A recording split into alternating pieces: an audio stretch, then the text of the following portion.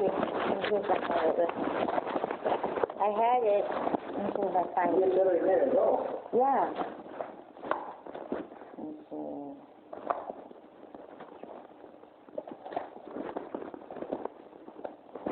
Yeah. So because you just saw that it was Okay. in the back? Gill. Yeah. Like fish gill.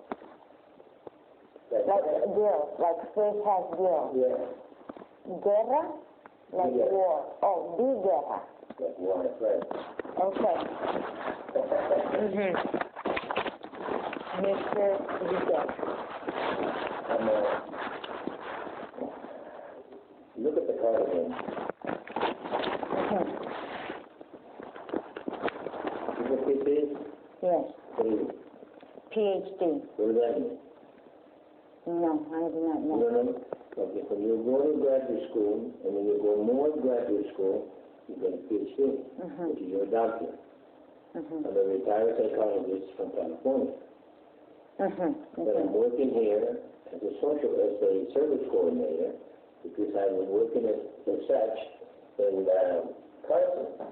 And then somebody bumped me, because the state budget was reduced. Somebody who they had to lay off a lot of people. Yes. This lady had more time than I did. That position was closed, but she bumped me. So then I had to say, I had to quit, or they said, you want to work for Rump or Las Vegas? I said, where in the hell is for Rump? I never heard of it. So she said, we need you more for Rump because we don't have nobody there. Okay, I work for Rump. And I'm glad I came because people are very friendly. The rent is cheap. But there's very little services, for example, that I'm used to in Carson. In Carson, for example, I had a list of studios furnished that you could get into for about $440 a month. Everything included. There's nothing here. Okay? So I got a list of apartments and manufactured homes from two agencies. They're too expensive. It's ridiculous. And you send me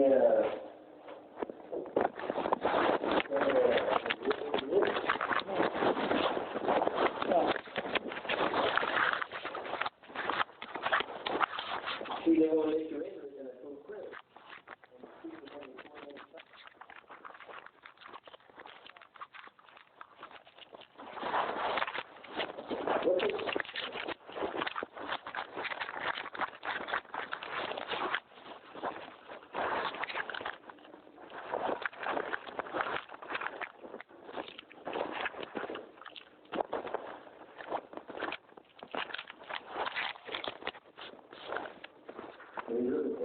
A pen. Yes, I'm running short in pens.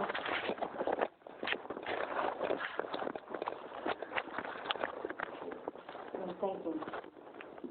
Can I have this pen? Yeah. Okay.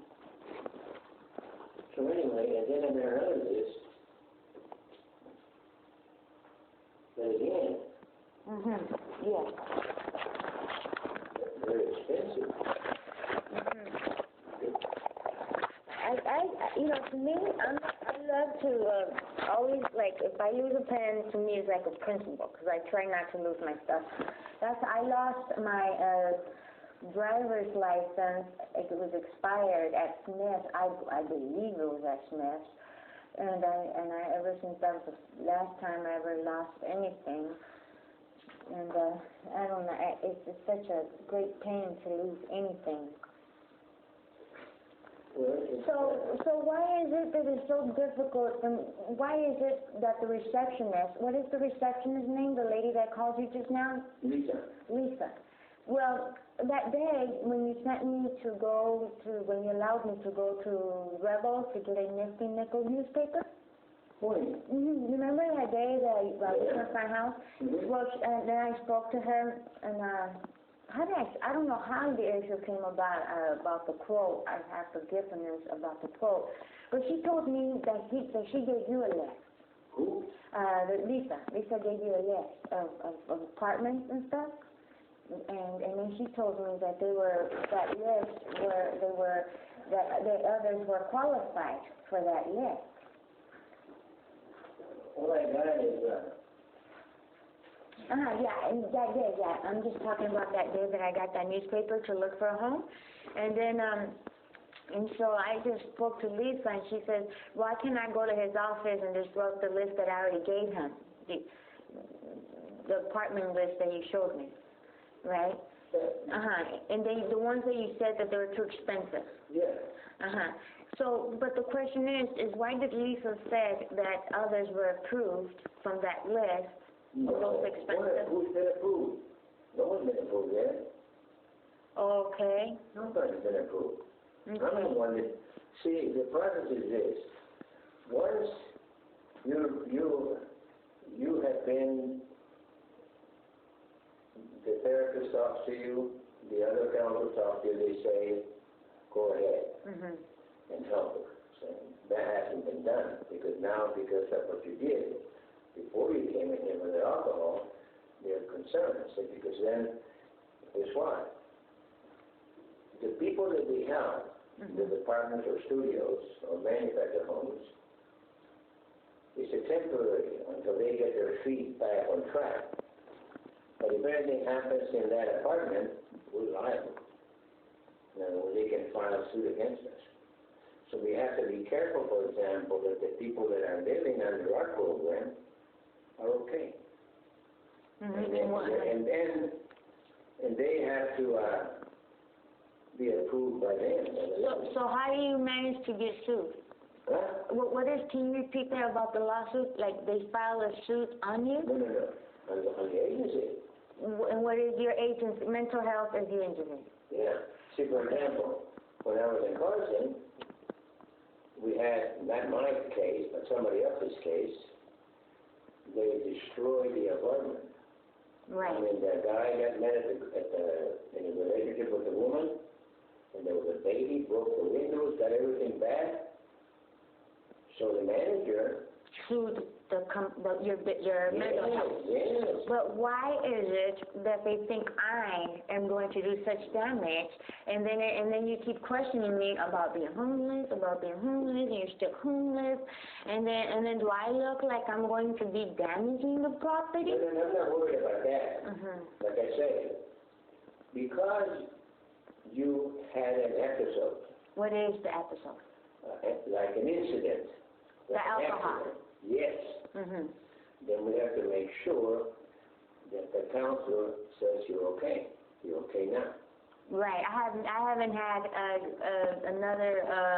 What I did, I'll tell you why. I'll even tell you why I drank that bottle of alcohol. It all began when I first moved into the property located 231 North Gilmore Road, Pahrump, Nevada 89060. And it was new to me, right? Well, when did you move there? I thought you were there. I'm talking about the cause of why I drank that bottle. The neighbors, they devoured me. They jumped on me. Why? Because that's what they are. Obviously, they made a big boo-boo. Did the police come? I had in San Diego, where I come from. No. I'm just telling you, in San Diego, I never had a police record, never been arrested, never been caught. I never sold drugs. I never ever did nothing illegal. Right.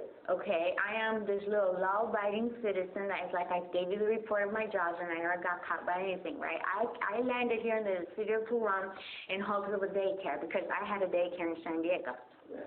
And when I moved How long did they get here? Well, that was the idealism of the parents, but they disrupted it. Well, tell you what. Did you start the daycare here? No, I did not start nothing.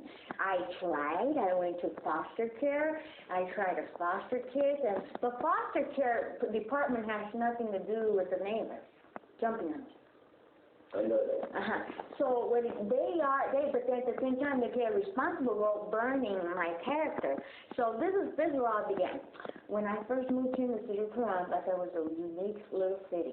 Walmart was not built. Next thing you know, Basin, okay, by the park, Basin, Highway 160 Basin, heading west. Right. There was like 3 miles down, I saw this house, and because I got here in January, so the Christmas lights were still on. Well, I saw a cross lit up on the house, and the first thing I said, oh, KKK, because I knew that this was a hit town, right, of KKK. And all I remember was the philosophy class in 8th grade from the education, and I said, oh, look, there goes the KKK cross, Michael.